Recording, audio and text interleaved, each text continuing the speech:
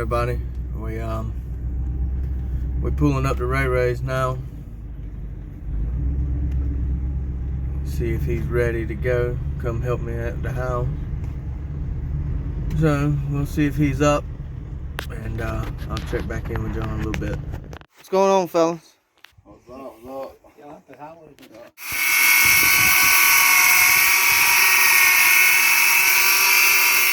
Good job, Ray Ray. We almost there, fellas. You went like Da, da, da, da, da.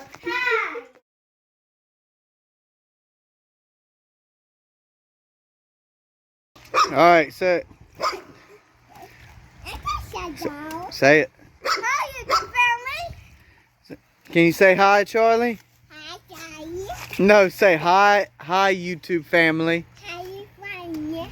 Hi, YouTube family. Hi, family. And walk on your knees. You can walk on your knees? Yeah. That's great. It's Y'all, quiet. are y'all having fun? Huh? Y'all having fun? Yeah. All right. That's great. and he's good all the time. You know, not just when things are going good, even in bad times and troubles. It says to give thanks and rejoice in him, even for the bad times. And I never understood that until I went to jail and then to prison. And I was always like, how are you supposed to just give thanks in the bad times? But then he uses all things for your good, even the bad things, even the bad experiences and the heartbreaks and everything. And it's just, but I wanted to read this. It's St. John 14:6. It says, Jesus saith unto him, I am the way, the truth, and the life. No man cometh to the Father but by me. And it took me, I always thought I knew what that meant. But, you know, getting saved is more than just going down to the altar and saying a 30-minute prayer with the preacher. I mean, if you come with a truly broken and contrite heart and asking for forgiveness, you're set apart. From that point on, you know, it's not, I mean, I got saved when I was 15 years old, but my life from 15 to 23 wasn't living a saved life. It wasn't, you know, but it's just, I don't think, you know, God's absolute. I mean, it's everything is from him and through him, and people don't realize, or I didn't, and I think a lot of people don't. It's more, you know, it's if you're truly saved, you don't want to do the things that you used to do. You know, you just don't. It breaks your heart if you slip and fall. All of us fall short, and if you do, it hurts you. You know, it's not. You know, it's not. Oh, I'll do it and ask for forgiveness later. It's not. It's not like that. And it took me a long time to understand that. But I tell you, well, I've been addicted to drugs 20 years or maybe more, but I finally caught up with me, and I was locked up July 18th of 2018 in the county jail. I stayed down there 7 months, and everybody, we call it jailhouse religion. Everybody, you get in trouble, and that's the first thing you do. You fall down, you know, pray for God to get you home. But it was something Uncle Jay told me. He used to come down there and on Monday nights, I think it was, and minister to us. And one night I won't never forget. I had gave my life back, rededicated, in September, and I was really sorry. For the first time in my life, I was sorry for my shortcomings, sorry for my sins. I wasn't sorry that I got caught. I was sorry that I did wrong, you know. But anyway, like everybody else, I was praying because I was in there facing like 24 to 40 months, and I was praying to go home, and you know, and then I read a little pamphlet in there, and it said rejoice in all things. And I'm like, you know, how can you do that? Anyway, but Uncle Joe was down there one Monday night, and I won't never forget he was talking about, you know, people pray for their loved ones and they pray whatever it takes to save them. Well, you got to be prepared for that, you know, for whatever it takes. And people, and it's like you pray whatever it takes, and then as soon as your loved one gets locked up or gets in trouble or get, you know, oh well, you know, that ain't God's plan. You think, you know, God don't mean for my youngin to go to prison or for my youngin to be, you know, but that might be the path that He made. You know, that's what it is. You got to be prepared to take what when you pray that prayer. Be prepared, and it's hard because I prayed it for my own sons, and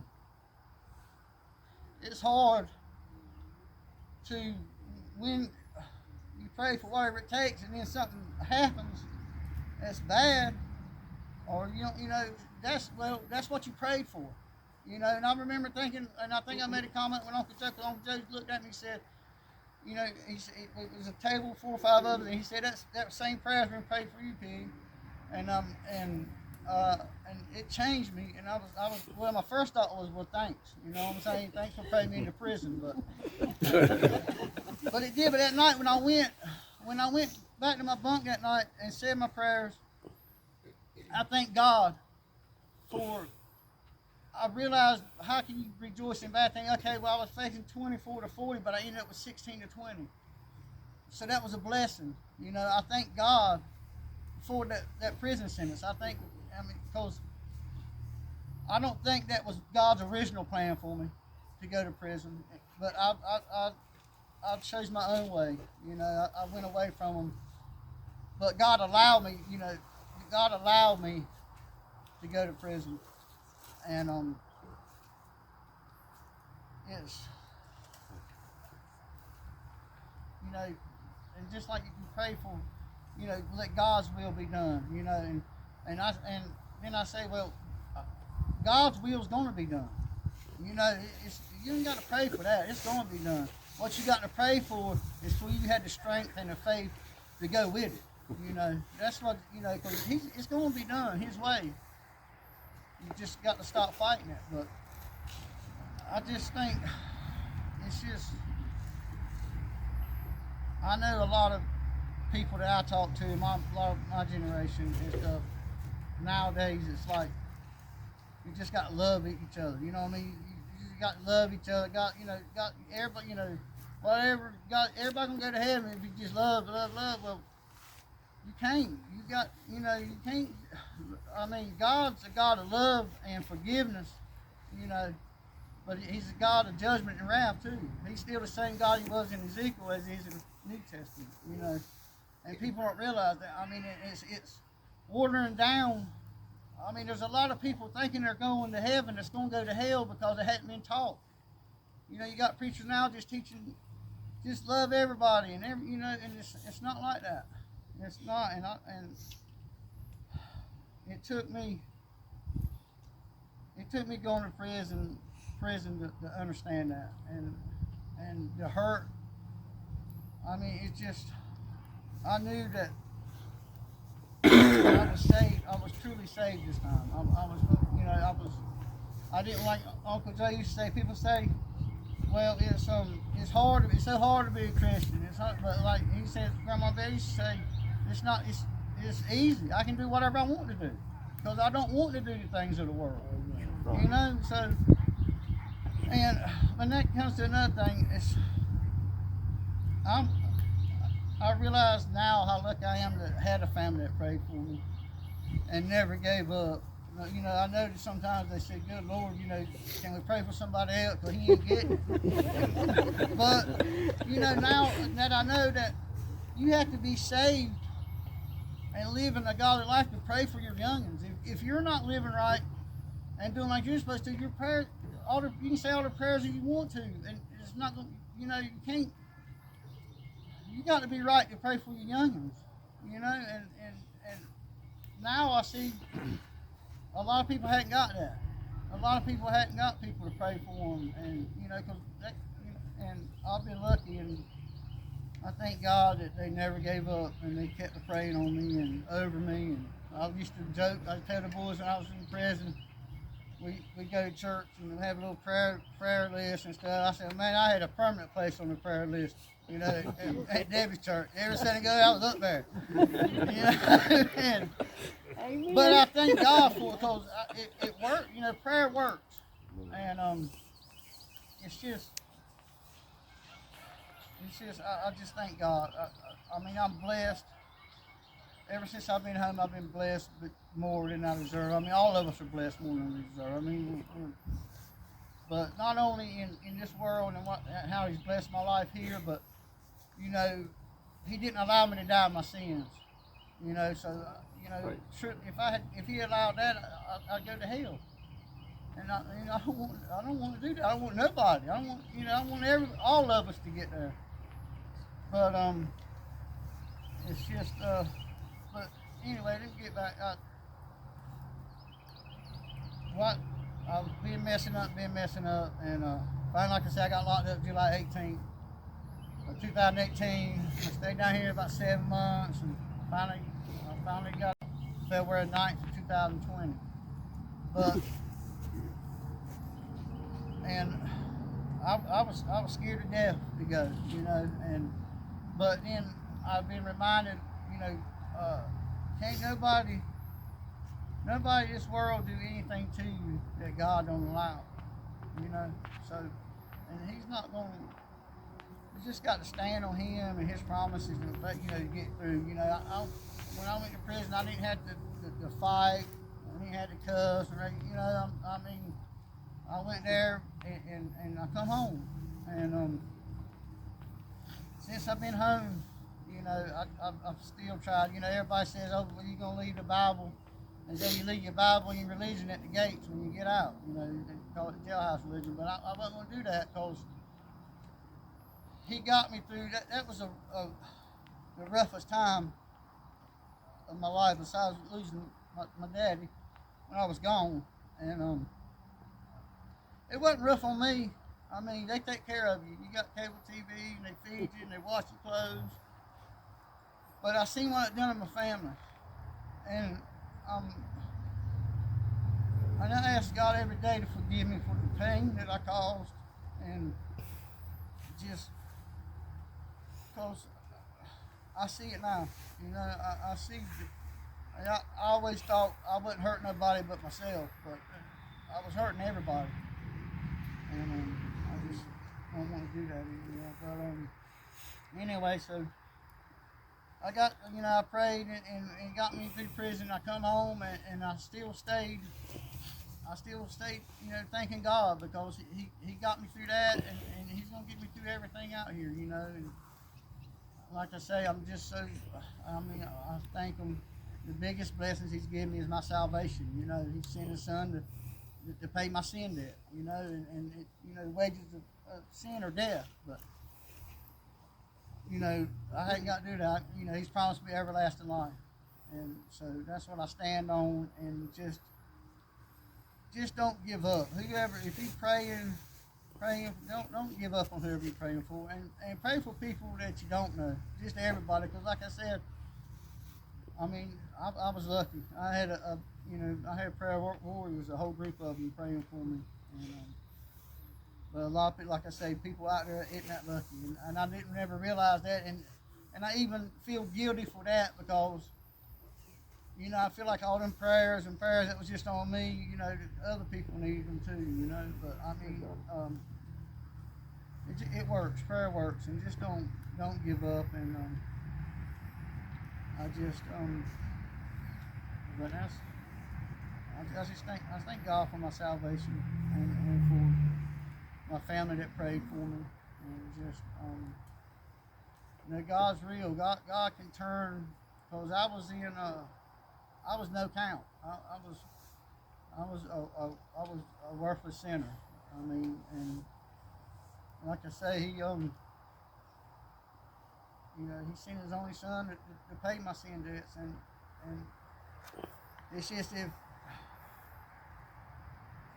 I feel like I mean, if I was worth it, you know, everybody's worth it, because I was just people don't realize, and I didn't.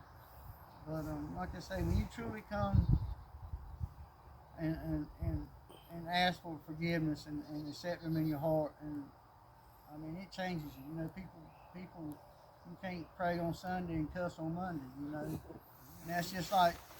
And I try to live my life in the way I talk, the way I carry myself,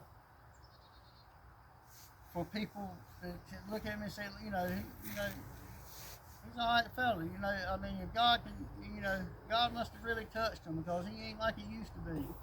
And just like I got married and moved to Williamston and got a job up there. I don't know anybody up there, but the fellas I work for up there, you know, they noticed. I had one truck driver ask me did I go to church and stuff. I said, yes, sir. I said, I'm real strong in my faith, and I got to tell him about it. He said, well, I could tell, something was different. You were different. And it's just like, I talked to a few of them about going to church stuff. I can't get them to come to church with me yet, but at least they don't tell dirty jokes in front of me. They don't cuss. And that's what I want. I don't want people.